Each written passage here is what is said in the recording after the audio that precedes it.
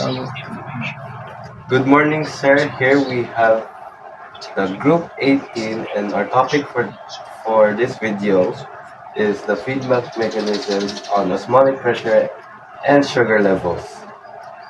And here are the learning outcomes when students learn our topic. They know how to explain the feedback mechanisms in osmotic pressure and glucose levels among organisms, and show how an organism maintains homeostasis through the interaction of the various organ systems in an organism, and explain how the kidneys serve as the main osmoregulatory organ in the human body. So for our first topic is we have the glucose levels. Blood glucose levels, or also known as blood sugar levels, refer to the amount of glucose in your body, which is our body's primary source of energy. Next is we have the insulin.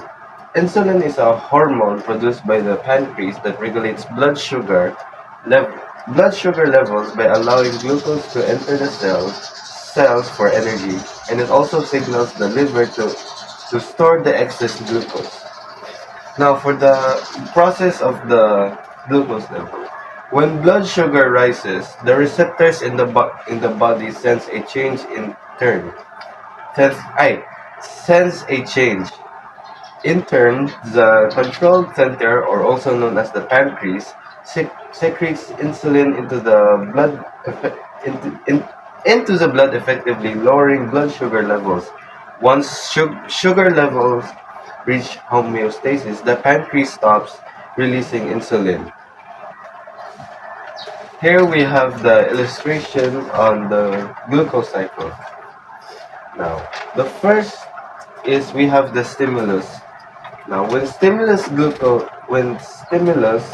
blood glucose level rises, and the pancreas responses with beta cells in the pancreas release insulin into the blood, effect which affects the liver to take up glucose and stores it as glycogen, and the body cells absorb glucose from the blood, resulting to the blood glucose decline, returning to homeostasis. Now, for the second is when blood glucose level falls. Now, when blood glucose level falls, the pancreas responses with the alpha cells in the pancreas releases glucagon into the releases glucagon into the blood, which affects the liver breaks down stored glycogen into the glucose and releases it into the bloodstream, resulting for the blood glucose level increases, returning to homeostasis, which we will have the homeostasis.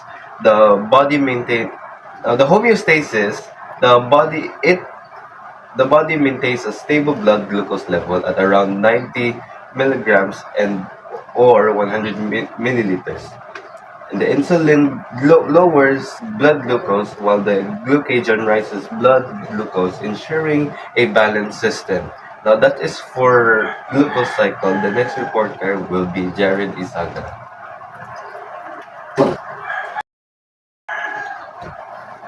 so our second topic for today's video is osmoregulation. Osmoregulation is the active regulation of the osmotic pressure of an organism's body fluids. Detects by osmoreceptors or brain and hypothalamus to maintain the homeostasis of the organism's water's content.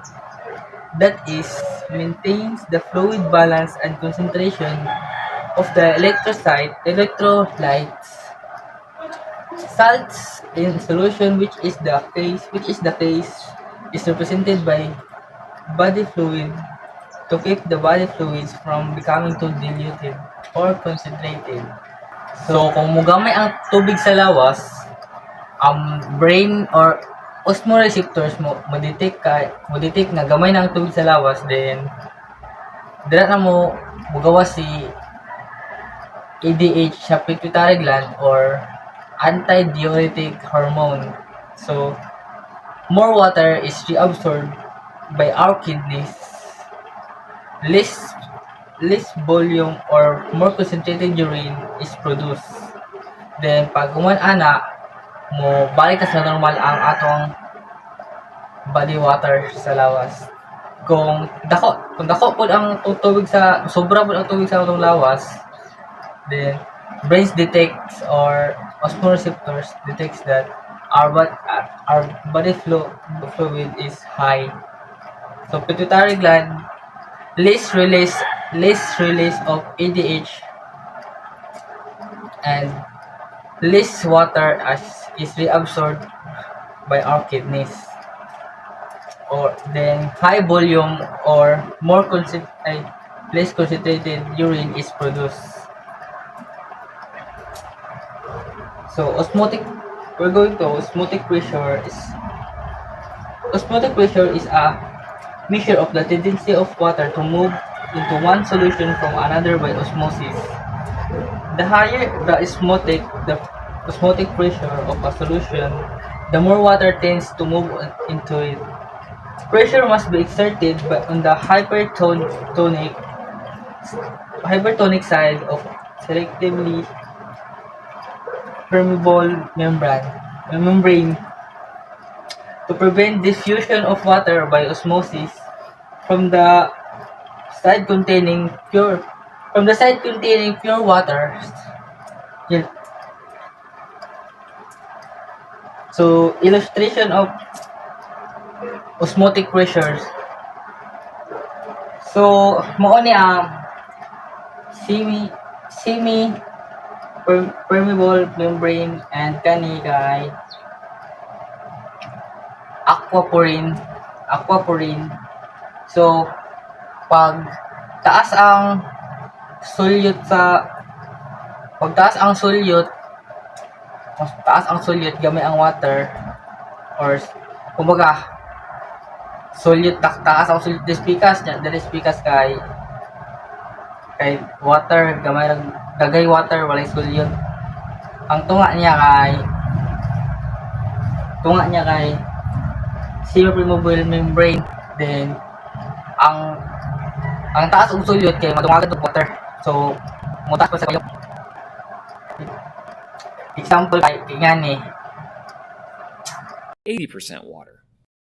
The higher the solute concentration, the lower the water concentration, and vice versa. In our experiment, water moved toward the area with the higher solute concentration.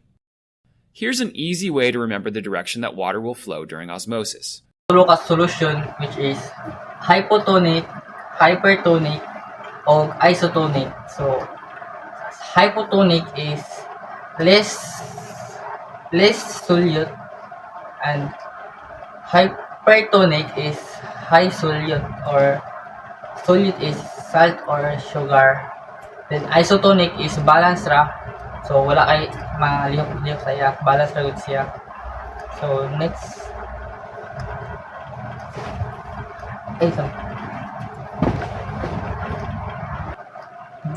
So our topic is osmosis in plants. The stomata are important in regulating water loss through evapotranspiration, and on the cellular level and the vacuole is crucial in solutes or in the cytoplasm. Strong winds, low humidity, and high temperatures all increase evapotranspiration from leaves.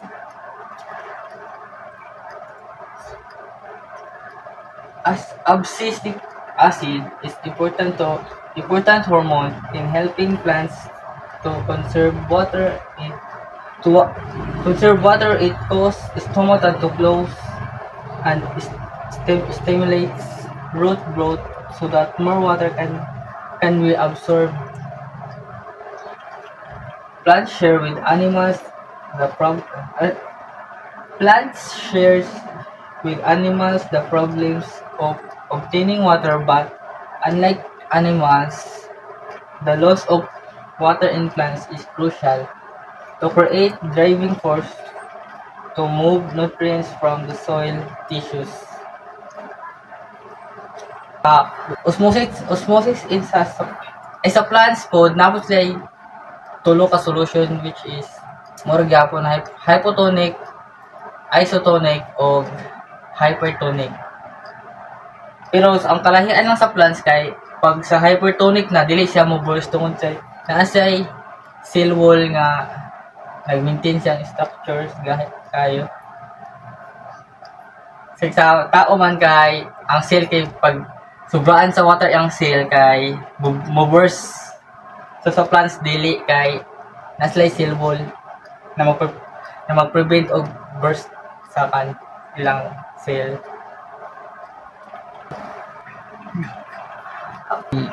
Go. So, here the certain plants have evolved methods of water by conservation.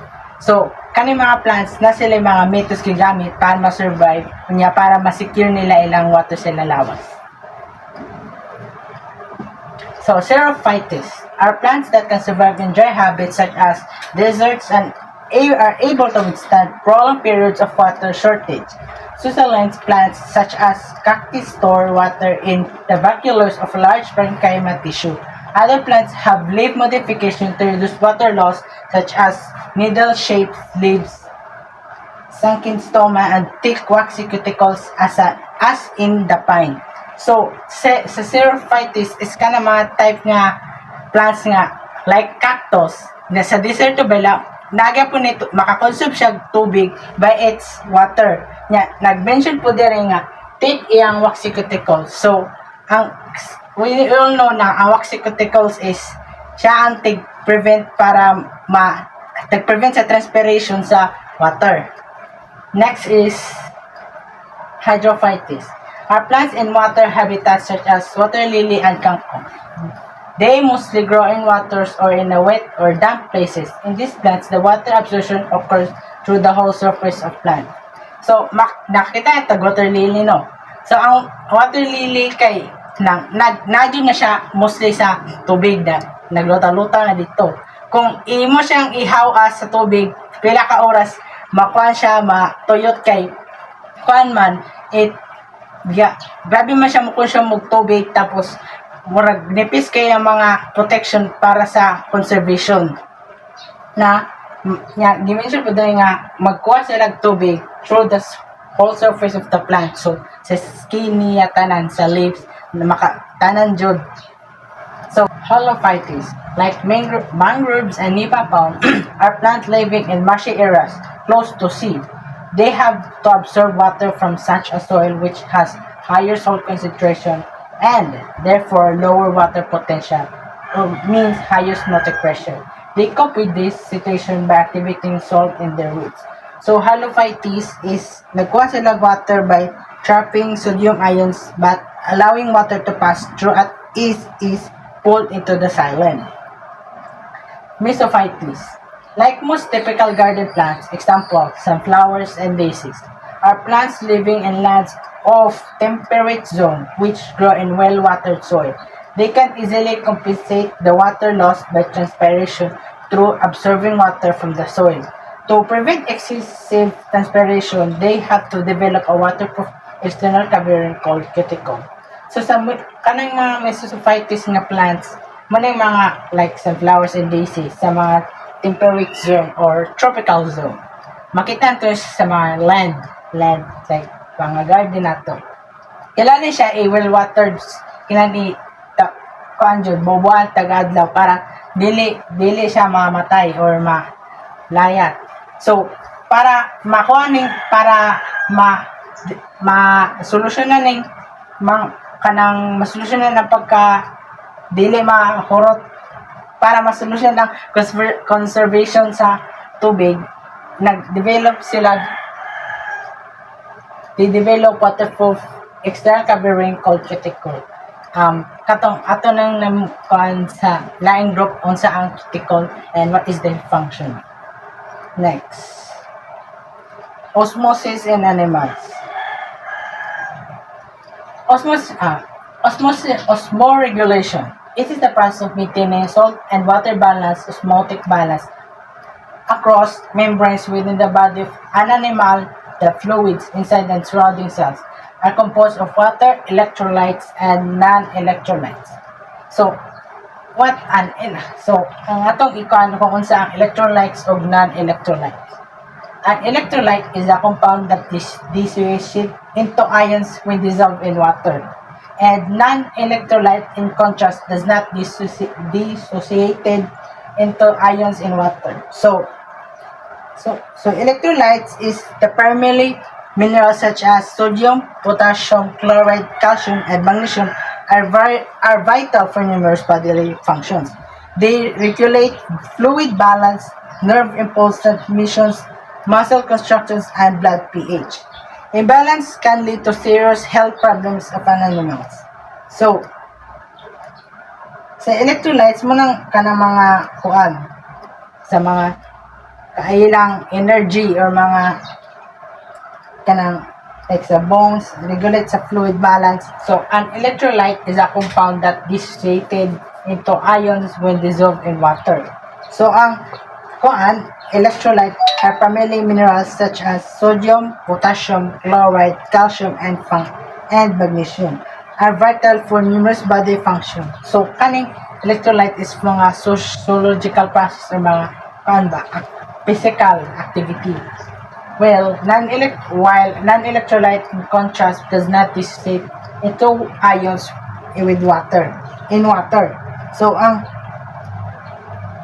non-electrolytes such as sugar, like glucose, sucrose, and certain organic molecules don't associate into ions while not directly involved in electrical conductivity. They play essential roles in energy metabolism, cell structures, and other processes. For example, glucose is primary energy source. So,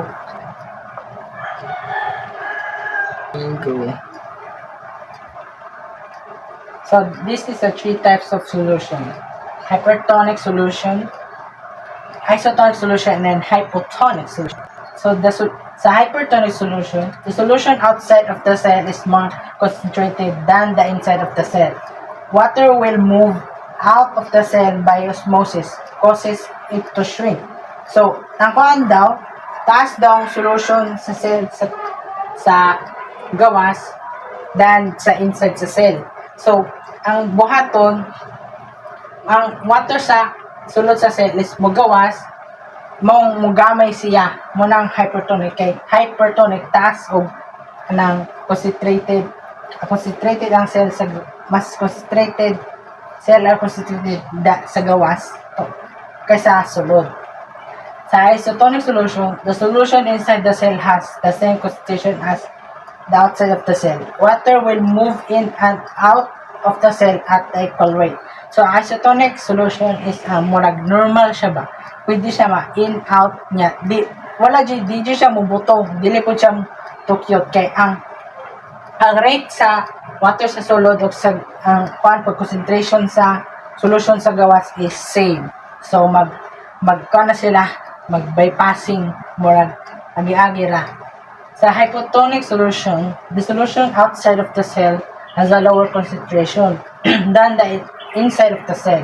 Water will move into the cell by osmosis, sometimes causing it to burst.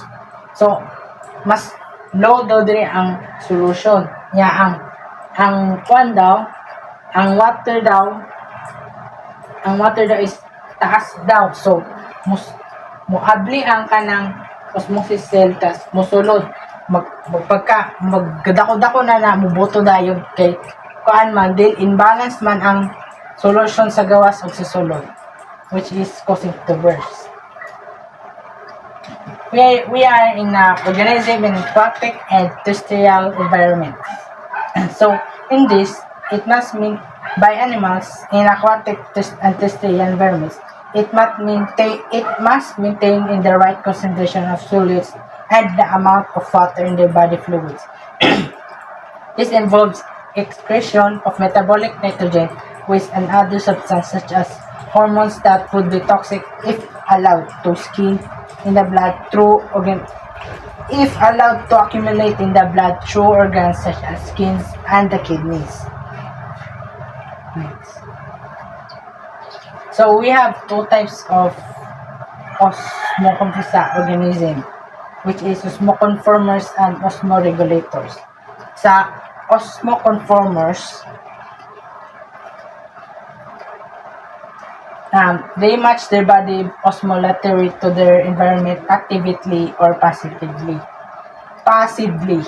The intake and outflow of the water and salt must be equal over an extended period of the time, despite environmental changes.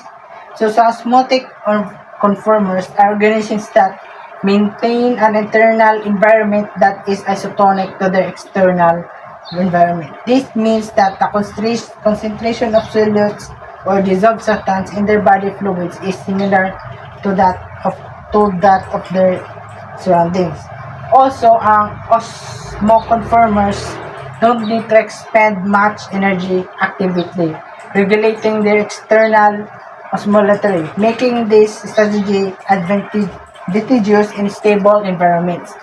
Also means osmoconformers that mga animals can conserve energy by matching their environment. Statistics. Like example, most marine invertebrates like jellyfish, starfish, and mussels are osmoconformers. They live in relatively constant saline environment.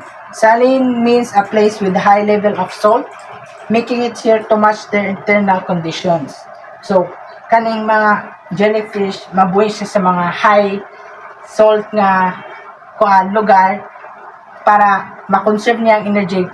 Makonserve niya ang energy tarong. Osmoregulators are those organisms that maintain an internal osmolarity different from the medium in which they are immersed. They tightly regulate their body osmolarity in order to maintain constant internal conditions through active control of salt concentrations despite the salt concentrations in the environment.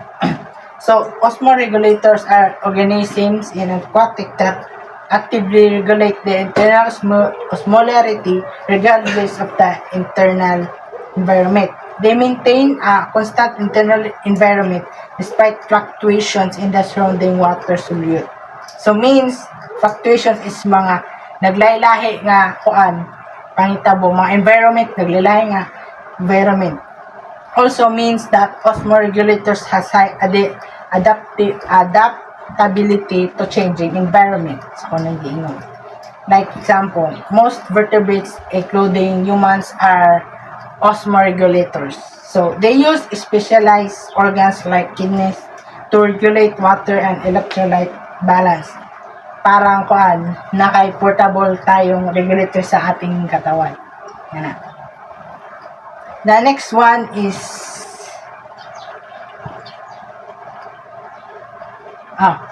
different types of how they regulate, how osmoconformers or osmoregulators aquatic animals be. So sa freshwater fish, the gills actively uptake salt from the environment by use mitochondria-rich cells. Water will diffuse into fish, so it creates a very hypotonic dilute fluid to expel all the excess water.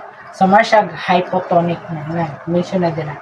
Murag low ang solution sa gawas, high ang water sa sulod mo, yang na expel all the excess water. Kaya dagan namang water sa sulod sa cell. Sa marine fish has an internal osmotic concentration lower than that of the surrounding seawaters. so it tends to lose water and gain salt. It actively creates salt out from the gills. Example, sharks have adapted a different and efficient mechanism to conserve water. They do not drink water like freshwater fish. Freshwater naman. So, like dili kay sila mo inom og tubig. It tends to lose water and gain salt. Mo siya hypertonic. Nang taas ang solution sa taas, tapos gamay ang water sa sulod sa cell. So ilang igawas ang salt sa ilang gills diriya. Gawas nila ang excreted salt up from the gills. And most non-fish, they are restricted to either salt or fresh water and cannot survive in water with a different salt concentration than they are adapted to. So, pinakauna pag-born nila, i-adapt na nila na nga environment. Kung siya, na-fluctuations may tabo, dili sila ka-survive kay nila, they cannot survive without different salt concentrations than they are adapted to. So, kung magbaylo-baylo ang ilang environment, maglisod sila adapt sa ilang lawas, causing them to mamatay sila dali. Then we have Euryhaline. A species shows ability to effectively osmoregulate across a broad range of salinities. So, sa Euryhaline is kang mga aquatic animals kaya kaya niyang mag-adjust sa kataas zone sa salt level.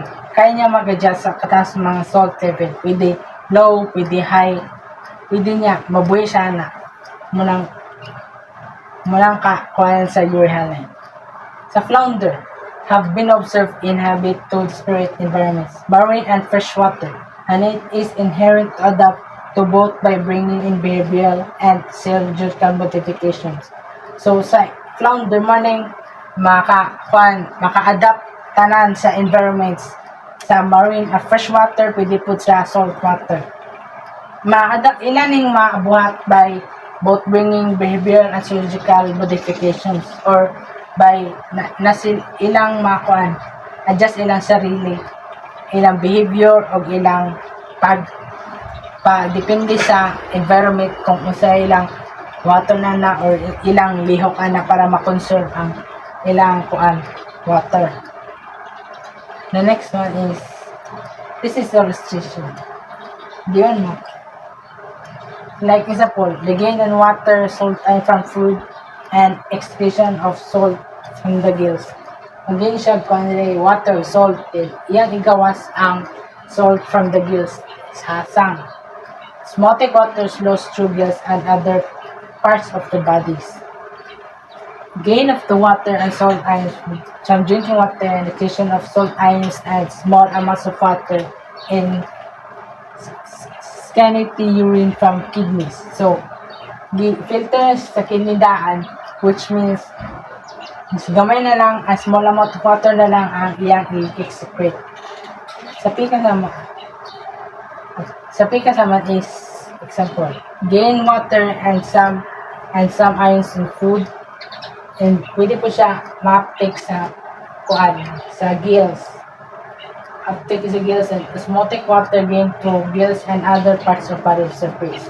Ito yung igawas sa ang excretion of salt ions and large amount of water in take urine from the kidneys. So, pwede siya dire mag-intake kasi gawas niya dire sa kidneys. So, yung kasanan.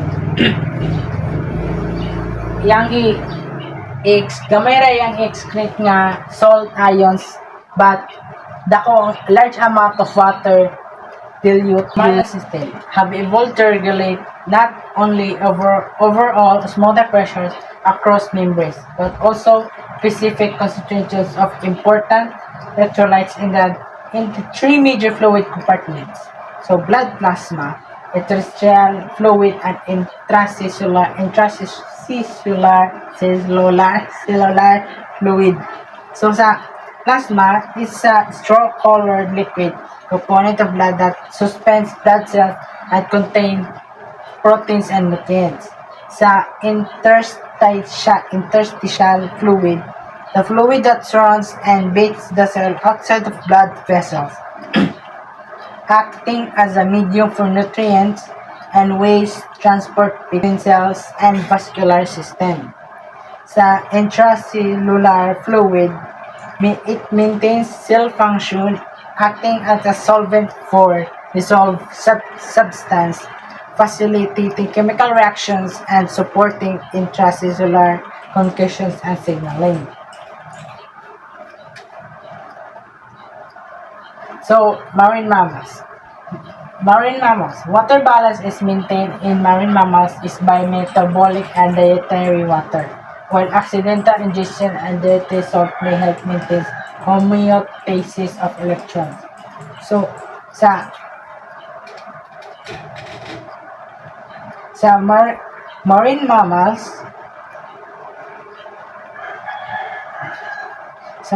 water balance is maintained in marine mammals is by metabolic and dietary, while pag accidental ingestion and dietary salt may help sa maintain lang homeostasis of electrolytes.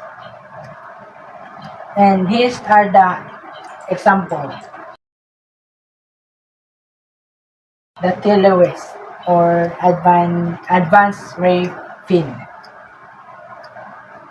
So fishes, the gills, kidney, and digestive tracts are involved in maintenance of the body fluid balance as the main osmoregulatory organs.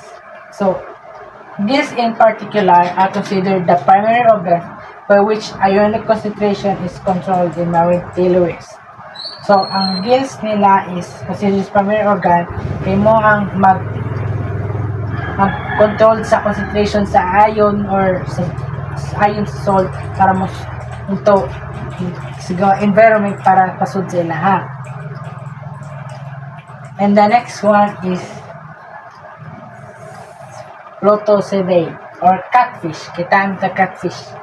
No, kanang kuan na siya mo kuan most catch. So, most catfish have an extra branchial salt-secreting dendritic organ. The dendritic organ is vertebrate salt-secreting organs and of limited use under extreme sanitary conditions. Compared to more typically gill-based on ionic regulations. So sa catfish, the extra branchial salt-secreting dendritic organ is a specialized structure found in some marine fish, particularly those living in environments with high salinity, which is high level of salt. It's a key of adaptation of osmoregulations. Ang osmoregulation ato na ako ganina, which means sa internal nila makadang-regulate and high adaptability sa mga environment na fluctuations, helping this fish maintains proper water balance and electrolyte levels. And we are in vertebrate animals. So ammonia. Ammonia is a toxic byproduct of protein metabolism and is generally converted to less toxic substance after it is produced and excreted.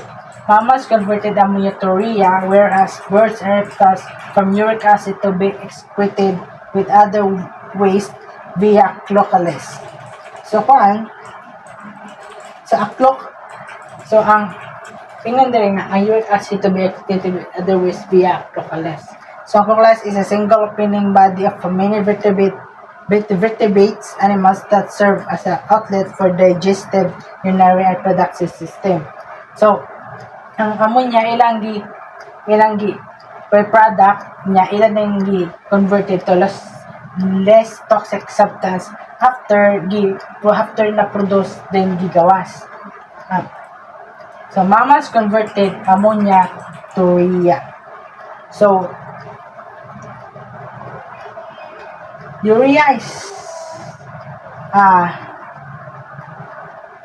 also known as carbamide, is a waste production of protein metabolism that maintain nitrogen containing substance in mammalian urine and a common ingredient in fertilizer and also in screen products. So, it forms in when amino acids, the building blocks of the proteins, are broken down. They produce ammonia, which is toxic. The liver converts this ammonia into urea, which is then excreted in the urine by the kidneys. The next is this is the four processes in achieving osmoregulations in vertebrates. So, four processes niya para ma-achieve nila ang katong fluctuation kanang maka-adapt sila sa mga fluctuations in environment. So, first one is filtration. So, fluid portion of blood or plasma is filtered from the nephron structure. So, occurs in the glomerulus, a network of capillaries within the nephron. Ang nephron is the functional unit of the kidney. So, it happens when the high pressure within glomerulus forces water and small solutes like glucose, salt, and amino acids, and urea. This is from the blood into Bowman's capsule, the beginning of the nephron. Pagka bumana ang left behind is large molecule like proteins and blood cells remains in the bloodstream. And filtration is necessary for initial filtration and steps to remove waste products and excessive fluids from the blood. Next is reabsorption. Most of the viscous glomerular filtrate is returned to blood vessels. So sa reabsorption, it occurs primarily in the proximal convolute tubule and the loop of Henle of the nephron, which is ang nephron is the functional unit of the kidney. It happens most of the filtered water and essential solute like glucose, amino acids, and electrolytes are reabsorbed back into bloodstream from the nephron. And this process needs to conserve essential nutrients and water, preventing loss through urine. So para dili ma-fail sa urine sa pag-excrete sa urine ang mga nutrients o katong mga uban nga kuan essential solutes. And third one is secretion. The remaining fluid become urine, which travels down collecting ducts to the medulla. So, this secretion where occurs primarily in the distal convolute tubule of the nephron. It happens when waste products such as hydrogen ions, potassium ions, and certain drugs are actively secreted from the bloodstream into the nephron. And this process is necessary to further remove waste products that weren't filtered initially or that were reabsorbed accidentally. So mga product nga mga toxic na accidentally o kanang absorb niya gigamit by the process of secretion natay posible nga mahawa to or safe again ang atong ang process regulations. And the final is excretion. The urine in mammals is stored in the urinary bladder and exit via the urethra. Other vertebrates, the urine mixes with other maize in the cloaca before leaving the body. So, the final urine product is now concentrated and containing waste product. Flows through the collecting ducts into renal pelvis and then into the urethra. It happens in mammals when the urine is stored in your blood until excreted through urethra. In other vertebrates, the urine mixes with other waste into cloaca before exiting the body. Cloaca is a opening sa anus may manang cloaca sa vertebrates. This process matters where it removes waste products from the body and maintaining fluid and electrolyte balance. The, in summary, these four processes work together to ensure the efficient removal of waste products and conservation of vital nutrients of water. They are essential for maintaining a stable internal environment of an overhealth of an environment. Now, now for the next topic is the human excretory system. The human excretory system functions to remove waste from the body through the skin, as sweat, the lungs in the form of exhaled carbon dioxide, and through the urinary system and in the form of urine. Now, for all of all three of these systems participate in regulation, osmoregulation, and waste removal. Now, for the urinary system, it is comprised of the paired kidneys, the ureter, urinary bladder, and the urethra. Here are the examples of the kidneys, the ureter, the urinary bladder, and the urethra, narrowly in this one single picture. For the kidneys, they are a pair of bean-shaped structures that filters waste and excess water from the blood, forming urine and help maintain a healthy body of electrolytes and minerals in the body. So, ang kidney daw kay maka-filter siya mga hugo ug mga excess water sa atong dugo niya mo form din siya urine ing ana and makatabang kay ni siya sa ato kay maka-maintain siya healthy balance sa atong electrolyte balance sa atong mga electrolytes and minerals sa atong body.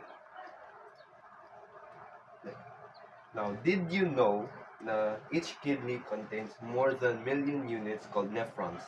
Now, nephrons are filtered blood containing the metabolic wastes from the cells. If you may or not know what is metabolic waste are substances produced by the body during metabolism that are not useful and must be eliminated. So, ang metabolic waste daw kay substance daw siya produce sa atong body unya during daw sa metabolism dili kay sila makatabang dili daw kay na sila makatabang and dapat daw ma-eliminated na to na sila. Now, next is all the blood in the human body is filtered about 60 times a day by the kidneys. So, sa isa ka adlaw daw kay mga 60 times daw sila maka-filter sa mga hugaw o mga excess water sa atong body, ang kidneys. Yeah. The nephrons can be located at the renal cortex and it is the function unit of the kidney which removes waste, concentrate them, and form urine that is collected in the bladder. Now, for the role of kidneys in osmoregulation, the kidneys regulate the body's water balance by controlling the amount of water we absorb from the filtrate in the kidney tubules. So, ipasabot diri kay ang kidneys help they help regulate sa the body's ang tubig sa atong lawas na maka reabsorb sila from sa filtrate sa atong kidney tubules. Now, this process is influenced by hormones like antidiuretic hormone or ADH and aldosterone and angiotensin. Now, when the body detects a decrease in water levels, the hypothalamus signals the pituitary gland to release ADH, increasing the permeability of collecting ducts ducts in the kidneys, leading to more water being reabsorbed and reducing water loss in urine.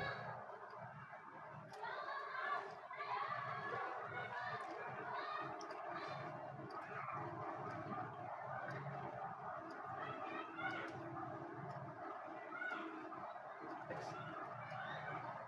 Next is the blood filtration in the nephron.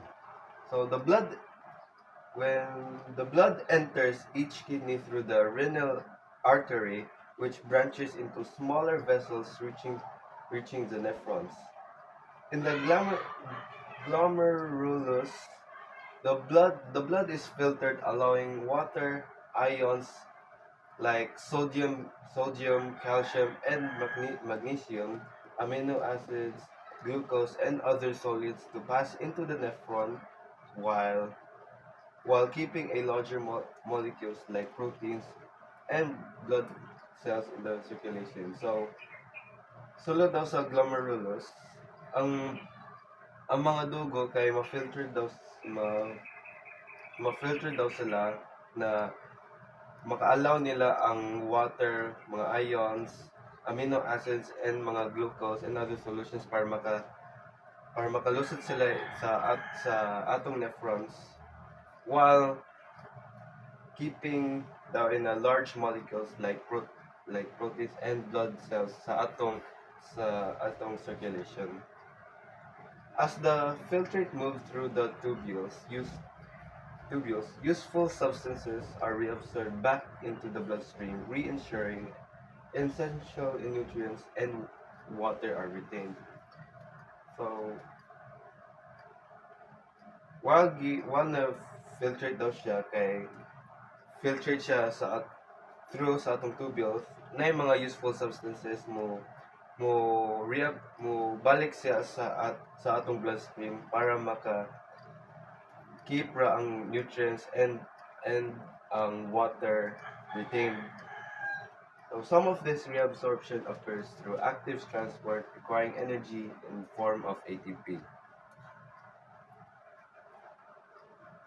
So waste removal and urine formation. Wastes such as excess ions, metabolic byproduct, and drugs that remain in the blood are secreted into the nephron tubules for elimination. So ano daw siya nga ang mga waste daw mo ato sila sa nephron tubules para i-eliminate niya tanan. Next is the remaining fluid now called the urine collects in larger tubules and exits the kidney through the ureter, traveling to the bladder for temporary storage. Next, the bladder contains stretch receptors that send signals to the brain when it is full, creating the urge to urinate. Mao ni makaihi na ta nga dili na nato ni sila mapugnan. Dira na ta nga mangihi na ko mo. Dira na dayon ta kuan. Next is urination is controlled by sphincters, rings of smooth muscle that regulate urine flow out of the body. Next. So kidney failure and dialysis. If the kidney fail, they can no longer remove waste and excess water from the blood, leading to toxin buildup in the body. So, pasabot dili kay kung dili na ba daw kung madawat ba daw ang kidney, dili na daw sila maka-remove og waste o mga excess water sa atong dugo. Ang resulta dayon ana kay na yung mga toxin mo build up sa atong body, which is dili siya maayo.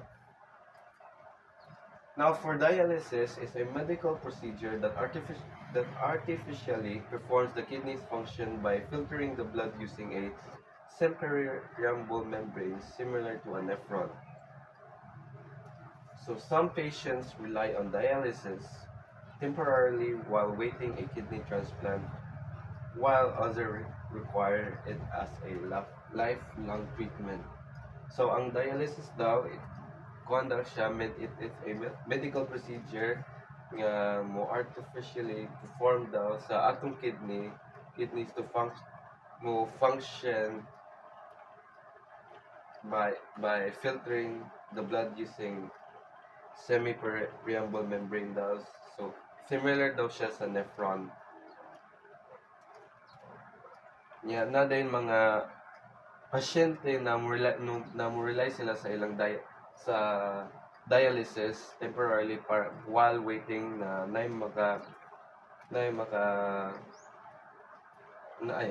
dahil mag kidney transplants ilaha.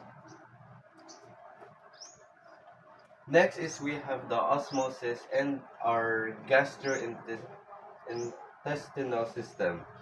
Mo ni ang structure niya, and when food or water is consumed, it travels from the mouth through the esophagus to the stomach. And then the food, once na sila sa dirang part, kay the food will break down in the stomach. So during those atong stomach, the food is broken down into chyme, a mixture of partially digested food and stomach liquids.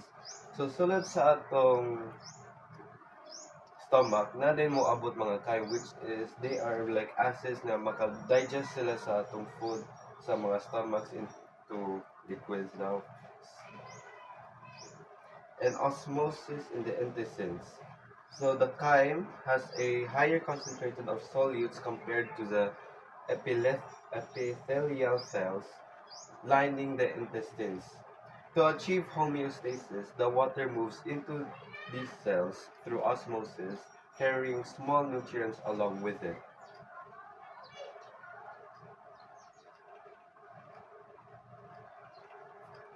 Last is we have the absorption into the bloodstream. Now, when the absorbed water and the nutrients move from the intestinal epithelial cells into the nearby capillaries, from the capillaries, they enter the bloodstream, ensuring the body receives essential nutrients and hydration. So, during the absorption into the bloodstream, musod daw ang water o nutrients sa intestinal epithelial cells to a nearby capillaries. Kunya ang capillaries dayon mo enter dahil sila sa ang mga water and nutrients mo enter na dahil sila sa bloodstream para atong body ma-receive dahil og essential nutrients and hydration. And that is all for our report.